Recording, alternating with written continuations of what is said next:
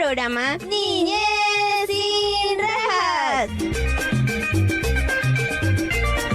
Un programa con entrevistas, comentarios, informes especiales e historias de vida de la realidad juvenil. Espacio que promueve justicia restaurativa, la dignidad y el respeto de los derechos de los jóvenes en conflicto con la ley y las víctimas. Desde hace un año, frente a dos contextos que hay, ¿no? Ustedes saben, amigos y amigas, que cuando uno escucha sobre un joven que ha robado un celular, por ejemplo, dice, bueno, hay dos vertientes. Una, dicen, pues hay que castigarlo duramente, ¿no? Hay que castigarlo. Pero ese castigo también tiene como dos pistas. La primera es castigar y tirar la llave al río, es decir, bueno, pues el juez va a enviar a este muchacho a una privación de libertad y bueno, pues se olvida de él. Esto ha ocurrido en la historia también de la propia privación de libertad con jóvenes. Y la otra es el otro extremo. Es decir, bueno, pues los jóvenes entran, salen, hacen lo que quieren. Muchas veces se ha visto a los jóvenes como impunidad, por ser menores no les pueden hacer nada, etcétera. Pero hay algo en el medio de estas dos cosas. Y esto en el medio, en América Latina y en el Perú, se ha ido trabajando con el nombre de Justicia Juvenil Restaurativa. ¿Qué es esto? Bueno, pues tenemos esta mañana una invitada, ella es la fiscal, la doctora Ingrid Álvarez, que justamente ayer han cumplido un primer aniversario de una experiencia que se está desarrollando, un proyecto básicamente sobre justicia juvenil restaurativa. Doctora Ingrid, buenos días. Bienvenida al programa Niñez sin Rejas. Buenos días, Roberto. Muchas gracias por la invitación. Disculpa un poco la demora. Para explicarte más o menos la labor del Ministerio Público primero. El Ministerio Público siempre ha sido considerado el persecutor de la criminalidad, ¿no? Del delito. Pero hemos visto, el Ministerio Público ha conocido y lo sabe muy bien, que el delito no se persigue castigando, no se culmina con este ciclo de violencia y de delincuencia castigando a los autores de delitos. Es por eso que ya desde hace varios años el Ministerio Público instaura dentro de sus programas de prevención del delito muchas líneas de acción. Dentro de ellas está Justicia Juvenil Restaurativa. ¿Qué pretende? Pretende cambiar, prevenir el delito, pero cambiando o modificando las conductas, el quehacer día a día de los adolescentes, ¿no? Que en algún momento infringen la ley penal. A ver, vamos primeramente con esta imagen que usted ha dado, ¿no? La primera imagen es justamente, ¿no? Cuando uno está en conflicto con la ley o está muy cercano a la ley, uno tiene miedo al fiscal, porque es el fiscal el defensor del Estado para poner, ¿no? Entonces, no tanto al juez, sino es el fiscal el que pide, ¿no? Y los jóvenes también lo saben, por favor, lo saben, dicen, uy, ¿qué fiscal te va a tocar?, ¿no? Entonces, hacen una radiografía de los fiscales, pero es interesante este cambio. ¿Cómo ha asumido esta experiencia de justicia juvenil el Ministerio Público, ¿no? Para cambiar esta imagen, en específico con los jóvenes? ¿De dónde nace el proyecto? La Justicia Juvenil nace en un proyecto en el Agustino en Lima, en colaboración con el Padre Chiqui y la asociación Tierra de Hombres. Tierra de Hombres, ¿no? Así es. Ya ellos tienen varios años y tienen éxito en la la reinserción social. Una de las cosas que decíamos, una crítica que le hacíamos a Tierra de Hombres, y está bonita la experiencia, pero no han logrado pasarla al Estado, ¿no? Eso es lo que reclamamos a algunas organizaciones que se está trabajando con este tema.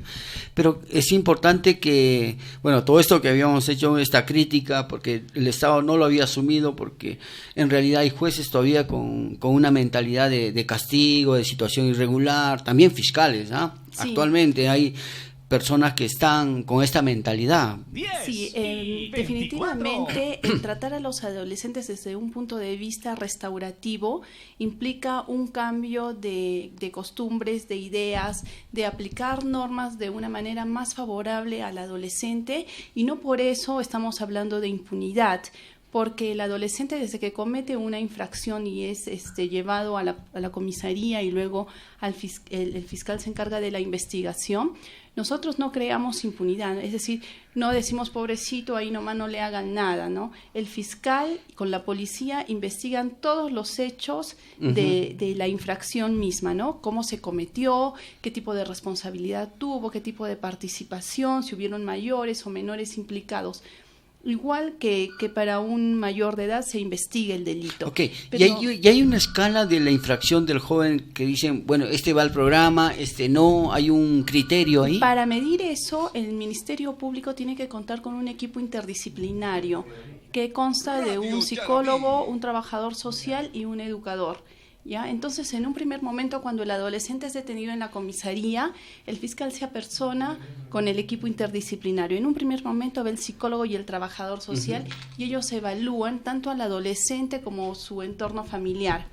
De ahí nosotros podemos determinar si este adolescente cuenta con factores de protección, es decir, que el adolescente en casa tiene ciertas normas de control, tiene cierta rutina. Todas las que debe condiciones seguir, posibles. Todas las Bueno. condiciones, y eso determina en muchos casos si es que se va a pedir Ok. el internamiento o Disculpa no. un momentito, tengo una llamada al teléfono. Hola, buenos días.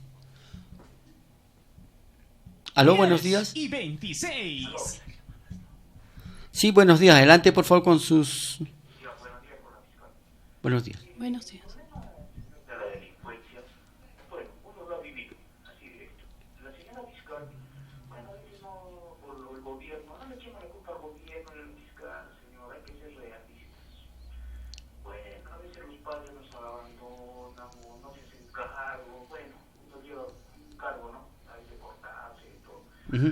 Pero ¿qué pasa, señor? Cuando uno llega a los 20, 22, ya pues también no le voy a echar la culpa a mis padres, que mi padre, que la sociedad, señor, nosotros en la delincuencia hay que ser realistas, somos una lacra para la sociedad, así directo. Ujú. Entonces también debemos analizar cuando un penal, aprender una profesión, señor, y saber sobrevivir. ¿Usted cree, señor, que asaltando, mete, le das un balazo a una persona, oye, usted lo arrastra usted, bueno, usted cree que está bien eso? Nosotros debemos analizar, señor, y una sobrevivir. Radio Yarabí.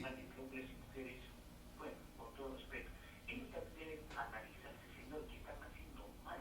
Uno, una mujer, por ejemplo, cuando vive con preso, tiene un hijo, pasa acá 3 años, otro hijo por otro, 3, 4 señores para diferentes, así, Ujú. países, como nos llamamos, creo, delincuentes, señor. Eso está mal, pues también, nosotros, las mujeres y los hombres debemos analizar lo que estamos haciendo un daño, señor, al tener 4 hijos.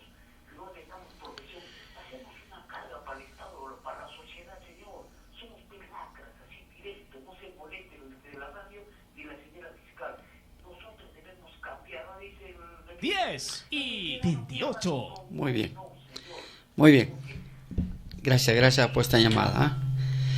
Sí, son términos bastante fuertes, ¿no? Es decir, bueno, somos ciudadanos y en realidad hay factores, elementos, digamos, en la historia de los ciudadanos para ver cómo llegamos a este término, que no quiero utilizarlo, pero sí hay bastantes errores dentro de la propia formación y eso responde a otra cosa más que un tema legal, ¿no? Vamos a una pausita, volvemos. Bueno, estamos conversando aquí, tertuliando un poquito también en cabina. Estamos con la fiscal del Ministerio Público en esta experiencia de justicia juvenil restaurativa. Háblenos un poquito sobre los casos, estos niveles de infracciones que hay y cómo el proyecto responde a esto. Ya. Cuando se interviene al adolescente, el equipo interdisciplinario evalúa diversos factores de riesgo, ¿no?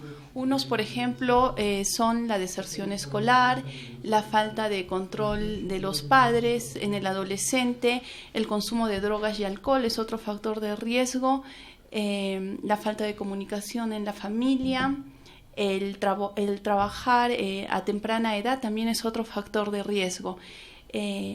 no necesariamente estos factores determinan que una persona tenga una tendencia delincuencial, digamos, ¿no? O que sea grave o no. Pero lo que sí es muy recurrente en los adolescentes es que aquellos adolescentes que ya tienen, estamos hablando de adolescentes de 15, 16 años o 17, no más, pero que ya tienen un consumo prolongado de drogas y alcohol, estamos hablando de 2, 3 años, es muy difícil que nosotros podamos atenderlo de una manera ambulatoria, digamos, si es que él no se somete a una terapia de desadicciones, ¿no? Para desintoxicarse. Tenemos una llamadita a ver qué nos dicen acerca del tema que estamos tratando. Buenos días, Niñas Sin Rejas. Buenos días, señores Radio Rabí, buenos días con la señora fiscal. Dos o tres preguntitas primordiales. La primera, ¿están haciendo seguimiento a estos jóvenes que están en el Alfonso Ugarte? Una. Dos, ¿qué resultados tienen, si son positivos o negativos, en cuanto a la formación laboral que están teniendo allí dentro del instituto? Y la tercera, hace 10 años el Alfonso Ugarte tenía 35 jóvenes, ahora pasa creo más de 90. Por favor. Bueno, estamos tratando una experiencia básicamente con justicia juvenil restaurativa desde el Ministerio Público, pero creo que sí podemos invitar a la directora del Alfonso Ugarte para que nos explique. Bueno, en realidad hay más de 170 jóvenes en el Alfonso Ugarte. 30, 140. Han aumentado, ¿no? La última vez que visité habían como 165. Y bueno, pues el Alfonso Ugarte ha cambiado también, ¿no? En el marco de estas leyes. Y creo que también hay un informe de la Defensoría del Pueblo, el informe 123, que habla sobre los centros juveniles. Hay un tema de seguimiento. No sé si el nuevo defensor del pueblo en Arequipa, el doctor Ángel Marías, habrá que invitarlo, Gustavo, para ver si viene al programa y ver qué tipo de seguimiento se está haciendo. Volvamos a lo nuestro y gracias por la llamada. Gracias. Sí, un poco para aclarar, el seguimiento de la ejecución de las internaciones de Alfonso Ugarte, por ley lo hace el Poder Judicial, ¿no? Los jueces. Ahora, justicia juvenil restaurativa en realidad es una opción alternativa al encierro o a la internación de los adolescentes en estos centros juveniles, ¿no? Entonces nosotros trabajamos con niños en libertad, con adolescentes en libertad. ¿En qué consiste? Una vez que calificamos que puedan ser de riesgo 1 o 2, o sea, riesgo inicial o esto riesgo lo dice medio, el equipo. Sí, que lo dice el equipo interdisciplinario, asumimos la orientación, digamos, o la evaluación de este adolescente por un término aproximado de 45 días. Durante este periodo, el adolescente y su familia tienen que recurrir ante el equipo cada vez que se los cite, siempre sin alterar sus horarios escolares. Van y se le pone ciertas reglas, ¿no? Algunas condiciones son no frecuentar, digamos, discotecas, no consumir bebidas alcohólicas, regresar a casa en horarios aceptables como 7 de la noche, ¿no? Okay. Y se controla esto, el equipo los llama a la familia, la mamá tiene que estar, es responsable de que el adolescente cumpla, la mamá o el papá. Se controla, se va al colegio. Una de las reglas también es que retome los estudios o continúe con sus estudios. Pero ¿cómo llegan a ustedes? ¿Cómo llegan a siempre estos jóvenes? Por una denuncia, una denuncia policial. Siempre por una denuncia. O sea, aquellos papás que dicen, uy, basta ya no puedo con este hijo, ya no puedo con esta hija, me ha sobrepasado. No, esos casos no llegan porque el tema de que falta de descontrol o de orientación parental es un tema más tutelar, ¿no? Que incumbe de pronto a otras instituciones y los padres pueden abordarlo con psicólogos, con otras instituciones. El tema acá es cuando ya el adolescente infringe la ley penal, es decir, lesiona, causa lesiones, hurto, roba, o agrede a alguien. Invade un domicilio, ¿no? Este tipo de agresiones. Nosotros podemos ver en justicia juvenil restaurativa infracciones que no revistan mucha gravedad, que son las que les he mencionado, algunos robos de menor importancia, ¿no? Que no tengan, que no impliquen mucha violencia hacia la persona. Y que puede evitarse la privación de libertad. Y con eso se evita la privación de libertad, ¿no? Y así evitamos, digamos, descongestionar los centros juveniles. Qué interesante, porque tenemos una llamadita, a ver si tomamos esta llamada. Hola, buenos días. Aló, buenos días, Niñez Sin Rejas. Buenos días. Yo quería hacer un aporte. Pienso que todo lo que está hablando la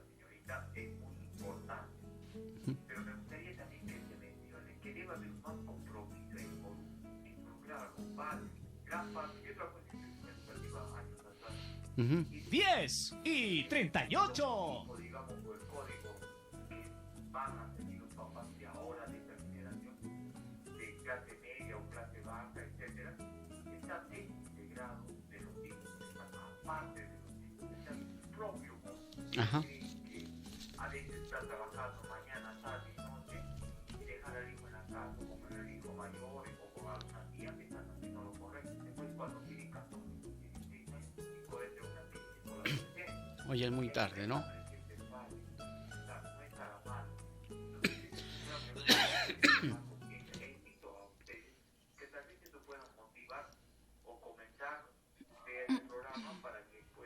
Ok. Muy bien. Ok, gracias. Justamente yo le comentaba ayer, doctora Ingrid, yo había asistido desde muchos años a varios eventos que hablaban sobre justicia juvenil y ayer me causó una sensación totalmente diferente porque ayer ustedes han celebrado este primer aniversario del proyecto, ¿no? Sí. Y en el público que veía, pues no miraba abogados, no miraba jueces, no miraba al alcalde, que por sí es importante, ¿no? Miraba la familia. Ujú. Estaba la familia de los chicos, es decir, encontraba en el Estado una respuesta concreta, una respuesta real. Vamos a hablar de esta respuesta en el programa, ¿no? Es decir, esta respuesta que tiene que ver, digamos, con la vinculación de la familia. ¿Qué nos puede decir sobre esta vinculación que es muy importante en su proyecto? Sí, agradecemos el comentario porque es cierto, ¿no? Uno tiene hijos para educarlos, para orientarlos. Y entonces lo que pasa con nuestra sociedad ahora es de que los padres vamos a generalizar, nos estamos dedicando a trabajar, a hacer dinero, a ser mejores profesionales y un poco dejamos de lado a los adolescentes. Muchos de los adolescentes que tenemos tienen carencias afectivas. Esto es muy grave porque el adolescente que no tiene afecto es incapaz de tener empatía por los demás. Y si no tienes empatía por los demás, no te importa hacerle daño, ni a sus bienes ni a su persona. Entonces, ¿cuán importante es el afecto de la familia para que él pueda devolver lo mismo hacia los demás? ¿Qué pasa con esos adolescentes que llegan y que ayer has podido ver en la actuación? Llegaron así, carentes de afecto, carentes de guía, de orientación, sin controles.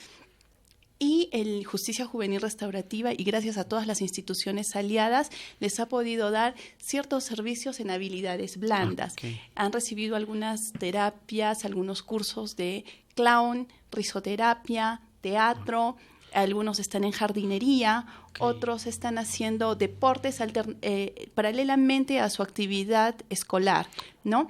Pero a los padres, del mismo modo, tienen la posibilidad de conversar con nuestra psicóloga y al mismo tiempo ser derivados a una institución aliada que trabaja con psicólogos y que pueden dar una terapia ya más exhaustiva a cada uno. Esto es un aprendizaje para la familia, para los padres, para los jueces, para todos, ¿eh? Es decir, si alguien se porta mal, pedagógicamente se le puede enseñar, porque el castigo no enseña nada. El castigo no enseña. O sea, nos trae demasiados problemas en la sociedad. Vamos a una pausita muy pequeñita y estamos hablando de esta experiencia, de este primer año que tiene el Ministerio Público sobre justicia juvenil restaurativa. Una experiencia muy, agradable, encantadora también porque nos da otro tipo de respuestas que debe tener el adolescente que está en conflicto con la ley. Muy interesante, escuchen por favor esta parte. Ayer estuve yo, allí en el aniversario de ustedes en la ceremonia y había una carta que me llamó la atención. Sí. Esta carta decía, pido perdón por favor porque he robado. Al parecer era un niño que estaba en una institución, creo que mencionó Casa Verde, y que esta Casa Verde, esta es una ONG, parece que les ha robado, ¿no? Lo han tenido al adolescente ahí, les ha robado. Supongo que los haya denunciado, por eso que ha llegado a justicia juvenil, ¿no? Entonces yo me ponía a pensar varias cosas. A ver, primero en la organización, ¿no? Está mal lo que ha hecho de principio el joven robar, está mal, ¿no? Pero esta organización que ha denunciado a este joven, supuestamente lo ha sacado del albergue y lo ha colocado en otra instancia, ¿eh? Yo quiero recordar, básicamente, conozco hace más o menos 30 años que vivo en las cárceles, he visto a niños que están en los albergues, de los albergues han pasado al centro juvenil, y del centro juvenil han pasado a la cárcel, y algunos de ellos he acompañado para enterrarlos, porque no tienen familia. Es decir, la pregunta para mí, Ingrid, es ¿dónde ha fallado el sistema, no? ¿Cómo el sistema te reproduce más violencia? Por eso es interesante Justicia Juvenil Restaurativa, porque está haciendo un quiebre. Este chico que ha robado y que ha entrado al programa de ustedes, es decir, tiene otro tratamiento, tiene otra mirada, otra aceptación de parte del Estado para no castigarlo, sino como irrumpimos una violencia que el propio Estado puede estar dando, ¿no? Entonces, y la otra cuestión que quiero ver un poquito de esto es las alianzas que ustedes tienen con las organizaciones, porque ustedes ayer han dado reconocimiento a muchas organizaciones de la sociedad civil, les han entregado su diploma por este acercamiento al programa, que me parece fabuloso, que no es un programa solamente de uno, sino es de todos, y compartimos este problema todos, ¿no? Así es. Es importante reconocer que aquellas falencias de la sociedad se deben también a nosotros, a nuestra indiferencia, a nuestra falta de participación, ¿no? De ser de pronto más empático, más sensible con la gente que menos tiene.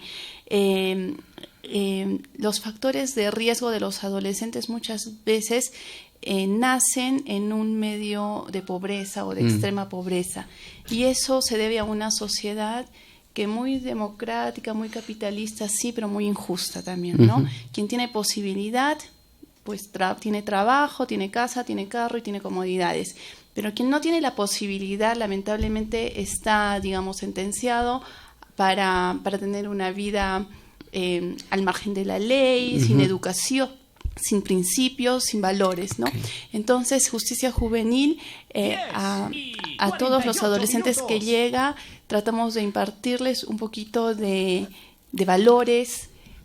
Para eso recurrimos a varias instituciones. Nos apoya mucho la Universidad San Pablo, a quienes yo les agradezco muchísimo. Con ellos hacemos retiros espirituales con la familia y el adolescente, ¿no? Y ahí cada quien saca sus errores, reconoce sus errores y también sus Entonces fortalezas. hay varias organizaciones que trabajan. Sí, que trabajan alrededor de este proyecto. Son muchas organizaciones, tenemos a todas las universidades, tenemos incluso del ámbito privado, tenemos asociaciones de psicólogos que les dan terapia, tenemos a la beneficencia pública. Es bueno también resaltar que los adolescentes hacen una retribución a la sociedad después que se empapan de todos estos elementos de justicia juvenil. Ellos devuelven a la sociedad, por ejemplo, yendo a los albergues a ayudarles, a limpiar, a cocinarles. Acá hay algo importante, es decir, los jóvenes no aprenden a partir de lo que se les dice. No. A veces somos muy moralistas en la casa, en las instituciones, las charlas, ¿no? Sino están haciendo, lo aplicamos, están haciendo cosas. Y tratamos de crear en los adolescentes además hobbies, alguna actividad que a ellos les interese, les apasione, porque el adolescente que no tiene una actividad deportiva o cultural que cultivar, se dedica al internet, a tomar, a las drogas, y es muy común ver adolescentes de 15 años que ya tienen un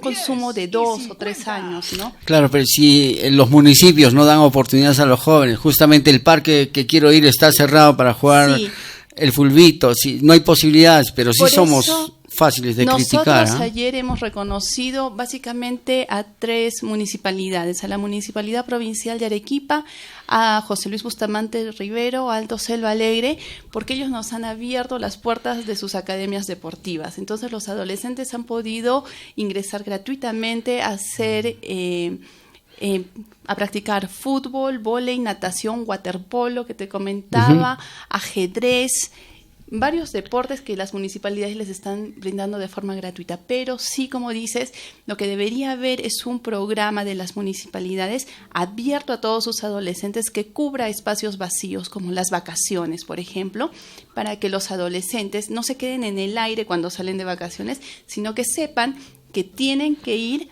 a cultivar un arte o un deporte, ¿no? Y que año a año se vayan mejorando en eso. Sí, yo creo que puede haber políticas subsidiarias, por ejemplo, entregar a los estudiantes primarios un carnet para el ingreso libre a la piscina que no tendría por qué pagar, ¿no? Así es. O a todos los que están en el un sistema servicio educativo, gratuito. la piscina, la biblioteca. Y también se debería incentivar concursos, o sea, si queremos desterrar esta cultura de la banalidad, de que la belleza es, no sé, lo estético es mejor que todo, podríamos hacer concursos de baile, concursos de canto entre las municipalidades y cada año premiar a los mejores grupos. Esa intención hemos tenido ayer en nuestro aniversario. Los adolescentes se han preparado, los de clown, muchos vienen desde enero, febrero, y es un reconocimiento. Su presentación de ayer es un reconocimiento a su preparación de 1, 2 o 3 meses en que ellos han visto cómo mejoraba su voz, cómo mejoraba su arte, ¿no? Y haciendo un balance, por ejemplo, es un balance positivo que está haciendo las municipalidades. ¿Se va a abrir a otras municipalidades? ¿El proyecto Estamos tiene con pensado? varias municipalidades, sí, pero es cierto que las municipalidades que he mencionado son las que más adolescentes tenemos, ¿no? Y tenemos también en Caima, también nos apoya con las academias deportivas.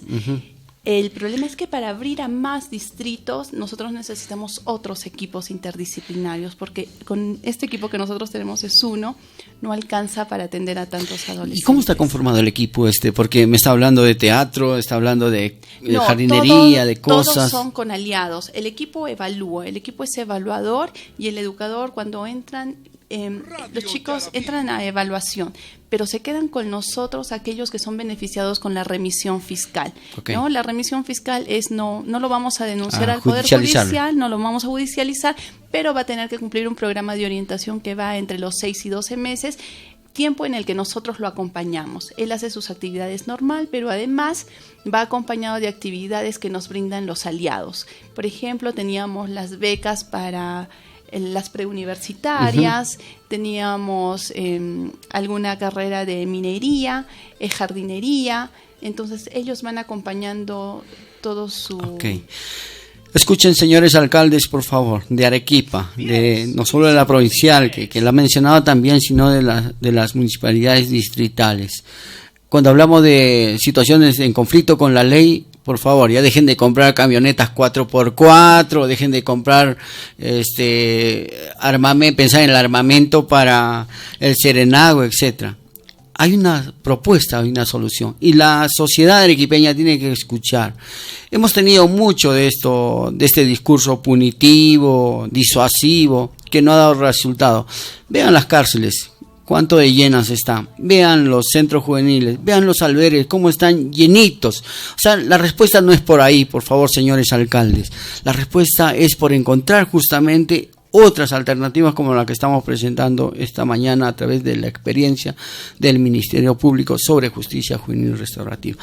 La última pregunta, Ingrid, tiene que ver, ¿cuáles son las perspectivas un poquito para estos próximos años? Ayer han celebrado este primer año, es un primer año no solamente de conformar el equipo, que tiene que empaparse, digamos, del problema mismo, porque el monstruo es muy grande, la violencia. Uno jala la pitita del cajón y empieza la familia, que empieza el niño, las drogas, el alcohol, como han dicho, ¿no? La droga, el alcohol es la puerta abierta para acercar a todo, a la violencia y a la muerte también de los adolescentes en nuestra ciudad. ¿Qué perspectivas hay en estos próximos 2 años y celebramos el segundo año de esta experiencia del Ministerio? Por el momento seguimos trabajando con el mismo equipo, en el mismo ámbito, en la misma jurisdicción. Sin embargo, dentro de poco entra en vigencia el nuevo Código Procesal, el nuevo Código de Responsabilidad Penal del Adolescente. Y este código tiene dentro de sus medidas a justicia juvenil restaurativa a cargo del Ministerio Público. Eso quiere decir que al entrar en vigencia este código vamos a tener que crear necesariamente más equipos interdisciplinarios para poder ejecutar de manera ya transversal en todos los distritos la justicia juvenil restaurativa. Eso es lo que se ve venir, lo que yo veo, y que finalmente es una recompensa para el Ministerio Público que su programa haya sido ya instaurado legalmente dentro del Código de Responsabilidad Penal de los Adolescentes, porque es realmente la única forma de asegurar que el inicio de la delincuencia sea erradicado de nuestra sociedad, porque el adolescente aprende otra forma de vida, otras actividades, y realmente, como decimos en nuestro lema, ¿no?, forjamos nuevos destinos. Ok. Habría que ver políticamente qué pasa con el tema de justicia juvenil, porque es una papa caliente dentro del país, ¿no? Ahora lo deja el Poder Judicial, va a pasar al Ministerio de Justicia. Es Alfonso Ugarte. Sí, todo el tema de los jóvenes privados de libertad, ¿no? La gerencia de centros juveniles, todo esto, ¿no?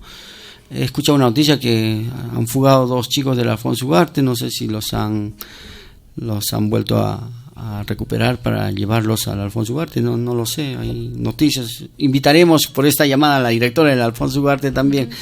Qué interesante escuchar, amigos y amigas, toda esta propuesta del Ministerio Público sobre el proyecto de justicia juvenil restaurativa. Ingrid, le agradecemos por esta mañana. Gracias por su tiempo, es día sábado, ¿no? Sí. Bueno, amigos y amigas, la próxima semana estamos tocando aquí en el programa, vamos a tocar la realidad del Alfonso Ugarte, cuántos hay, cómo viven, qué hacen los jóvenes durante el día. Hay jóvenes que van a estar los próximos 6, 5, ahora las penalidades han subido, están a 10 años.